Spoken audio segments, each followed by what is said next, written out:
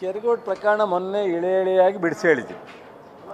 ನಾವು ಯಾವ ಹಿಂದೂ ವಿರೋಧಿಗಳೂ ಅಲ್ಲ, ಯಾವ ಬೌದ್ಧ ವಿರೋಧಿಗಳು ಅಲ್ಲ.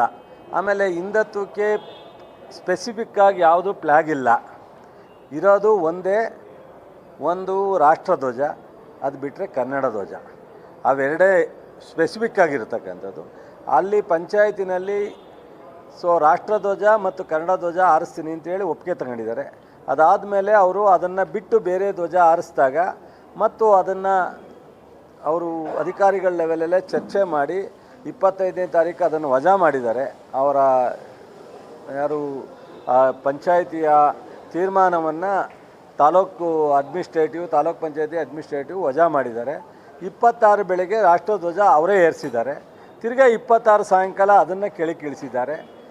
ಇದು ಅದಾದಮೇಲೆ ಪಾಪ ಅಲ್ಲಿಯ ಮಂಡ್ಯ ಜಿಲ್ಲೆ ಇವತ್ತು ಜನ ನೋಡಿ, ಆ ಬಿಂದು ಅಂತ ಒಂದು ಹೆಣ್ಮಗು ಹೇಳಿದೆ.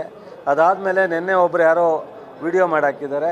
ಇವತ್ತು ಕೆಲವು ನಮ್ಮ CPM ಮತ್ತು ಬೇರೆಯವರೆಲ್ಲ ಮೀಟಿಂಗ್ ಮಾಡ್ತಾಯಿದ್ದಾರೆ.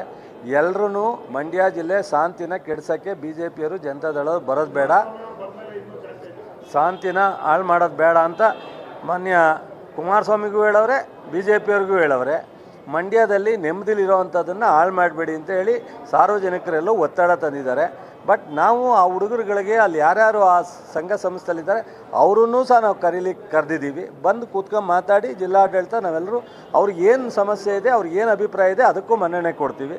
ಅದು ಬಿಟ್ಟು ಇವರು ಅವರನ್ನು ಪ್ರವೋಕ್ ಮಾಡ್ತಾಯಿದ್ದಾರೆ, ಪ್ರಚೋದನೆ ಮಾಡ್ತಾಯಿದ್ದಾರೆ ವಿನ ಮಂಡ್ಯ ಜಿಲ್ಲೆ ಜನ ಯಾರೂ ಸಹ ಈ ವಿಚಾರದಲ್ಲಿ ಹಸ್ತಕ್ಷೇಪ ಇಲ್ಲ. ಮಂಡ್ಯ ಜಿಲ್ಲೆ ಜನ ಈವನ್ BJP ಬೆಂಬಲಿಸಲಿ, JDS ಬೆಂಬಲಿಸಲಿ, ಅವರೂ ಸಹ ಶಾಂತಿಯುತವಾಗಿ ಸಮಾಧಾನವಾಗವ್ರೆ.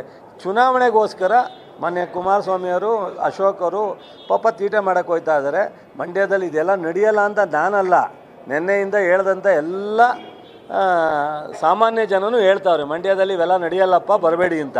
ನಾನು ಹೇಳ್ತಾ ಇಲ್ಲ.